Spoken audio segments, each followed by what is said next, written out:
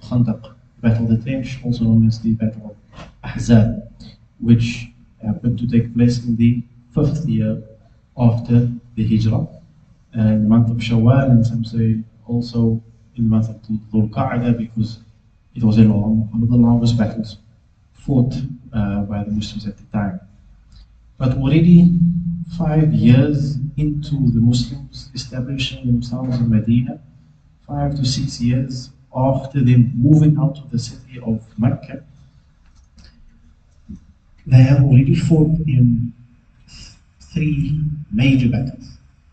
And that's besides the other smaller skirmishes and fights and little victories, you could say, and raids and caravans that happened in between all of this. But in 5 short years, they have already fought 3 major battles. And between the Battle of Uhud and the Battle of Khandaq or Ahzab, there's only 2 years. It's not very long after the Battle of Uhud. The Battle of Uhud was basically fought a year after the Battle of Badr. So between, coming back to the Battle of Ahzab, between the Battle of Uhud and the Battle of Ahzab, there were a number of smaller events, but nonetheless still very important and had a great impact on Muslims as well. And more so the impact on the relationship that the Muslims had with the Jews of Medina and some of the tribes that were living in Medina. These other events and fights and killings, you could even just say, call them, really set up the Muslims and the relationships with the other tribes going forward from this point on. So, before the Battle of Khandaq, before the Battle of Ahzab, 1 or 2 notable tragedies, you could say, was Al-Raji'i tragedy, which happened in Safar, and in the same month, in the 4th year of the Hijrah, the Well of Ma'una tragedy. At both of these locations, at both of these events, beloved companions and trusted companions and the respected and honorable companions of the Nabi Muhammad were killed. There's no other way to put it. They were sent out as emissaries, sent out to carry a message, sent out to deliver the message of Islam, not with any intent at all to fight or to go seek out an enemy or anything of that sort. Rather sent out to call people to Islam. And they were all killed. Every one of the companions that were sent in these groups, that were sent as part of these emissaries, they were all killed. In the Raji'i tragedy, there were 10 that were killed. And they were sent to teach the tribes of Udal and Qara, and this is in a place between Jeddah and Rabiq. At the Ma'una tragedy, there was a killing of 70 companions. And they were sent to the area of Najd to call people of Najd to Islam. What made them so honorable as well was that a number of them were very learned of the Quran at the time. A number of them were also people that had fought in battles of Badr and Uhud. A number of them were also Muslims that came from Makkah, the Muhajirun. A number of them were also very close to the Nabi Muhammad.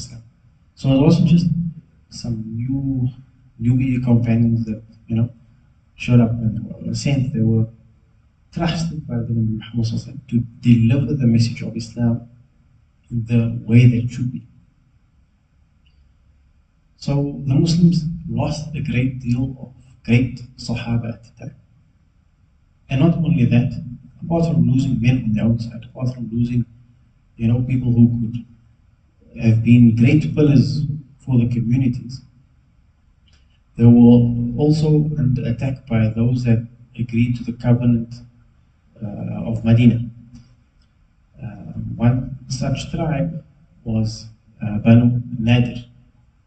They were a large tribe of Medina that had to be expelled because it came to the Prophet that they were plotting to kill them. And in doing, they were breaking the covenant, the promise that they had to take and to help one another in times of need. So apart from the other minor incidents of treachery and betrayal between the Muslims and them being betrayed by the Jews of Medina and some other smaller tribes, there were these smaller but impactful events happening, all leading up to the Battle of Ahzab. So after the tribe of Banu Nadir were expelled from Medina because they were going to break the covenant, they were going to plan to kill the Prophet sallallahu alaihi wasallam, they fled to Quraysh and went to Quraysh to ask for help and support against the Muslims of Medina. Because they knew Quraysh was still out to get them. They haven't done anything major for the last 2 years, but they still had those emotions tied to taking out Muslims. So Banu Nadir, they went and asked Quraysh for help, and they met at a place somewhere between Makkah and Medina. And other tribes joined them, and these tribes included Banu Ghatafan, Banu Asad, Banu Amir, Banu Sulaim, and Banu Khuza'ah, and the Banu Kinana. So collectively, they are referred to as the Ahzab, the Confederates. They are referred to collectively as those that wanted to take out the Muslims, take out Islam, take out the Nabi Muhammad sallallahu alaihi wasallam. And they were the parties that were taking part in this battle of Ahzab, in this battle of Khandaq, the battle of the trench. So after their meeting, after their war preparations and planning, that news obviously doesn't take long to spread in the peninsula of Arabia. It reached that of the Muhammad sallallahu alaihi wasallam.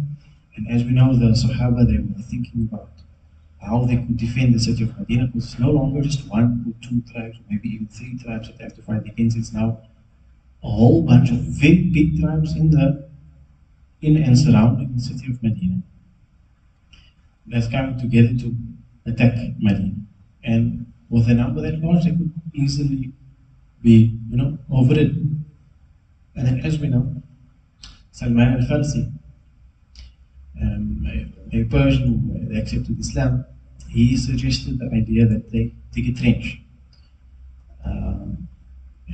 Because Medina at the time was surrounded by mountains and terrain that horses and camels cannot easily pass through, nor an army, because it would be difficult to place archers, it would be difficult to have horsemen go through that terrain, through the rocky bits of mountain. It would be difficult to have anyone fight a war on those mountains that were surrounding Medina. But there was an opening, and in that opening, that is obviously where the enemies were coming in to the front to attack Medina. That's the side that they dug this trench. But the trench itself, as a tactic in war, was brand new to the people of Arabia. It's not something that they ever come across. It's not something that they ever needed to use. It was something that they ever thought of as a tactic for war, or as a tactic in battle. So that being something brand new that Quraysh were not expecting, Quraysh and their allies found it extremely difficult, nearly impossible for them to cross that trench successfully. Because as they tried to cross the trench, the Muslims were there ready on the other side. However small of a number they may have been, they were ready, shooting arrows, throwing stones. Whoever managed to get across, they would fight them in a small battle, in a small skirmish, and then that would be the end of that. And this entire process, this entire siege, this whole battle took place, they say, over a period of 4 weeks, an entire month of this back and forth of the Muslims defending the trench line. So initially, obviously, Quraysh could see they weren't able to cross this trench with the entire army. They were going to suffer heavy casualties. So that's why they decided to lay siege on the people of Medina, on the city of Medina. And that siege, as we said, lasted for 4 weeks. So 4 weeks of this back and forth between the Muslims and the Quraysh, and the only thing dividing them is this hole in the ground. So later, in the later stages of the siege, Quraysh and some of the allies, they decided And the group of fighters know they have to go and try to break through this trench, try to get to the other side. And this group of fighters, group of soldiers, they were led by Amr ibn Abd Wud, Akrima bin Abi Jahl, Dirar bin Khattab. So these three leaders took their men to try to cross the trench to get to the other side. And they were able to cross at a marshy area, somewhat of a wetland between the trench and the one mountainside. So once they had crossed the trench, the Muslims could obviously see they're coming from the other side. So once they crossed, Amr challenged the Muslims to a duel. Ali ibn Abi Talib was the one who fought him, who was chosen to fight him. They say it was a short, it was very fierce, very violent engagement, and obviously Sayyidina Ali radiallahu anhu came out on top and killed Amr. But because of the intensity of that fight, the others, they say they were forced to retreat in a state of panic and confusion. And that, that process of some of the Quraysh getting over the line, or the allies getting over the trench line, and then Muslims engaging them in battle, that took place many, many times. Over a period of what? You can imagine how tired the Muslims may be as well. And how tired and frustrated the Quraysh might have been as well. Trying to get over just to the other side of the trench line to get the Muslims. So, one other twist in the story, you could say, came from a man by the name of Huyay ibn Akhtab of Banu Nadir, who managed to slip into Medina. He tried to rally the support of the Bani Qurayza, who were also located inside of Medina, also very close to the Muslims in terms of proximity. And he spoke to this Huyay, he spoke to the leader of Bani Qurayza, his name was Ka'b ibn Asad. And he tries to convince him to break the covenant, break the promise, that agreement that they had with the Muslims, the Prophet Muhammad, and join them. You guys on the inside, fight us, fight for us. No, on the inside. And they are convinced, in Bani Qurayza, decides to then fight against the Muslims as well. So after this betrayal of Bani Qurayza, after their treachery, the Munafiqun, the hypocrites, under the leadership of Abdullah bin Ubay bin Salul, who has been causing trouble for a long time now, even from the Battle of Uhud, has been instigating and growing of the following, who are not in complete support or favor for the Muslims and Islam. This Abdullah, he goes and tells the Prophet that, look, Medina is defenseless, and they want to, leave the battle. They don't want to fight anymore. But Allah subhanahu wa ta'ala mentions this in Surah Al-Ahzab.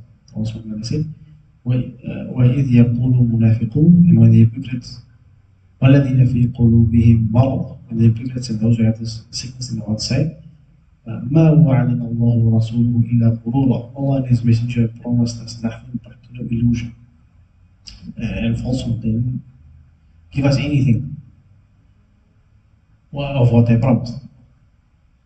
وإذ قالت طائفة منهم يا أهل يثرب لا مقام لكم ارجعوا. And when a group of them said, oh people of Yathrib, you cannot take a stand at the trench line, so retreat. ويستأذن فريق منهم النبي يقولون, and when a faction of them asked the Prophet to excuse himself from the battle, and they were saying, إن بيوتنا عورة, and they said, our homes, the homes in Medina, in the city, are exposed. وما هي بعورة, and it's not exposed. يريدون إلا فرارا, they wanted to flee. So in Surah Al-Ahzab, Allah subhanahu wa ta'ala mentions this group of munafiqun that were making excuses to leave battle. Because they were saying, no, our homes are exposed, our homes they going to be attacked or targeted, or everything that's in the city of Medina is defenseless, no one's there to look after it, to protect it. They were just truly hypocrites, and wanted nothing more than to run away from the battle, wanted nothing more than to turn back on the promise that they gave to the Prophet Muhammad sallallahu alaihi wasallam. So now we're getting to the end stages of the battle. It's a long long siege that the Muslims are experiencing. It's a long battle for both parties, right? But then, out of the blue, a true miracle, Nu'aym al-Ashja'i, one of the main players, one of the main leaders, you could say, on the Ahzab, from the Ahzab. He was from Banu Khatafan. He decides to become Muslim. So now one of the enemy is fighting against the Muslims, fighting against Islam, suddenly decides he wants to become Muslim. So he goes to Prophet ﷺ to announce that he's Muslim and to offer his help. And that, I mean, that changes everything. Now the Muslims have a spy in the enemy camp. Now the Muslims have, a man on the inside.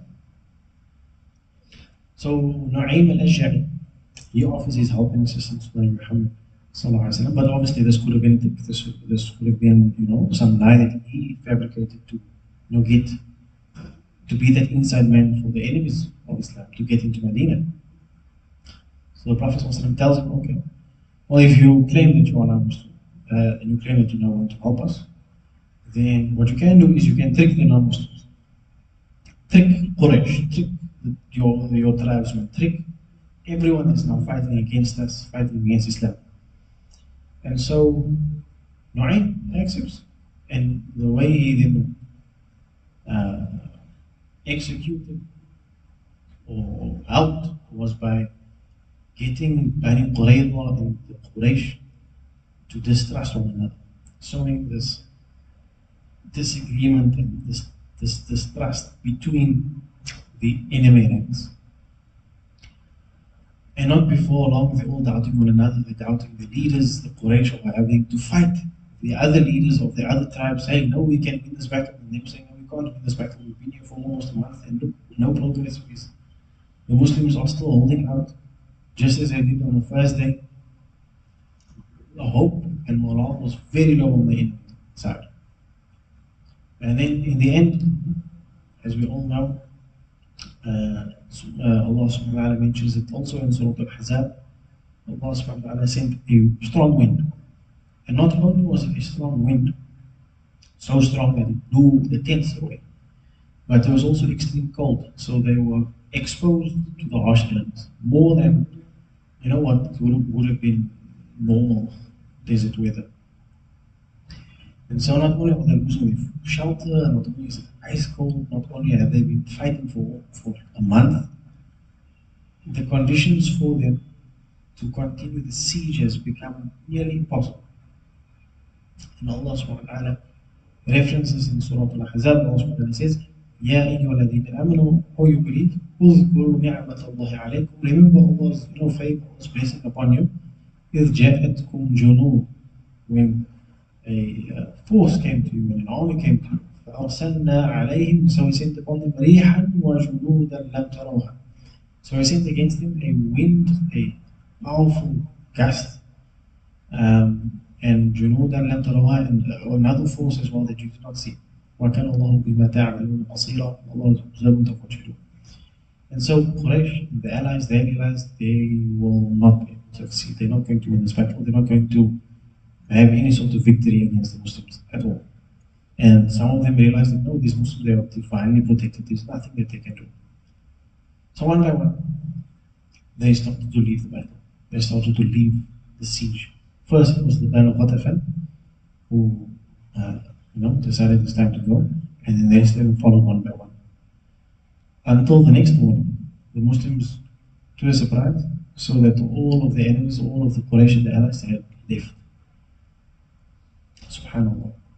So it was a long but as intense battle or siege that the Muslims were experiencing and fighting. It wasn't like Battle of Badr, which happened in one day. It wasn't like the Battle of Uhud, which happened within a week.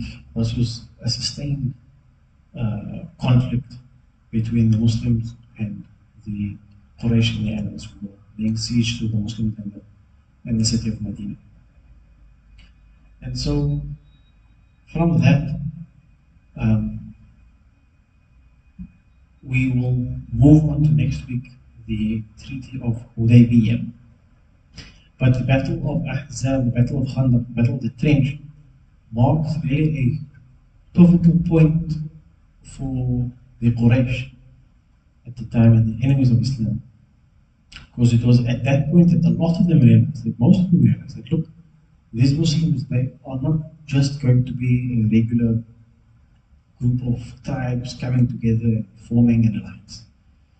This Muhammad وسلم, he and his followers must be divinely protected. This Prophet Muhammad وسلم, him and what he has brought to these tribes and these other Arabs, there's nothing that they can do to overcome their belief. There's nothing that they can do to convince them of something else. So as they, time went on, they were becoming more and more open to the idea of an alliance with Muslims because they saw that they are a force that could be reckoned with. If you want to talk in terms of maybe modern terms, they are a rising political power that has substance and has a following that can fight back and defend themselves.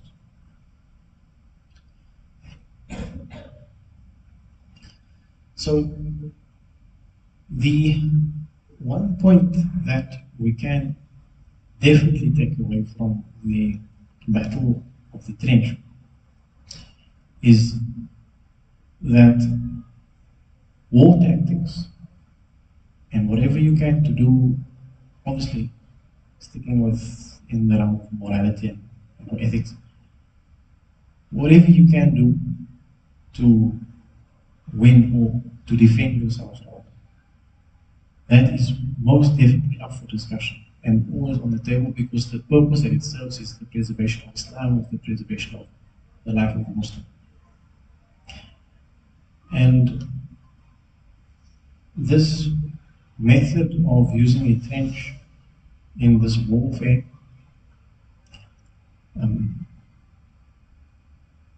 the trench being used in warfare was known, but known to be used by other non-Arab nations, like the Persians or like the Romans.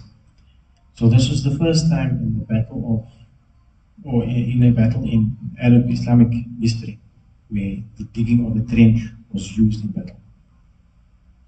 And the person that suggested the idea was Salman al-Farsi, as we had mentioned. And from that, we can also take another lesson, that of shura, which has happened before in the previous battles, that we can definitely learn from with regards to many aspects of our lives here in a majority Muslim community, or in a Muslim community, especially in Cape Town, this aspect of shura. Because the Nabi Muhammad being the leader of the Muslims, being the Prophet, being the one that was responsible for all the Muslims and the one that everybody, all the Muslims at the time looks up to as the point for guidance and leadership. Even in that position, he did not throw away or look down upon or not take or value the opinions of the Sahaba that were around him, which I think is something that leadership should always have. An open-mindedness to accept or to hear out even the opinions of those subordinates or those that are around them. Because something beneficial might come from, because the leader is the leader and is responsible for everyone, but that does not mean that the leader knows everything for every situation. Perhaps there's someone who knows a bit more in another situation, or is more specialized in a different area. And so, a second point that we can take from the Battle of the Trench as well is with regards to the leadership qualities of the Nabi Muhammad ﷺ, was that not only was he, listening, taking the advice, taking the counsel, taking in the opinions of the other Sahaba that were around him, but when he considered the opinion and the suggestion of Salman al-Farsi to dig the trench, he ﷺ was also part of the work that involved digging of that trench. He ﷺ was on the ground with the shovel, with the spade, using his hands to dig up the earth to make the trench.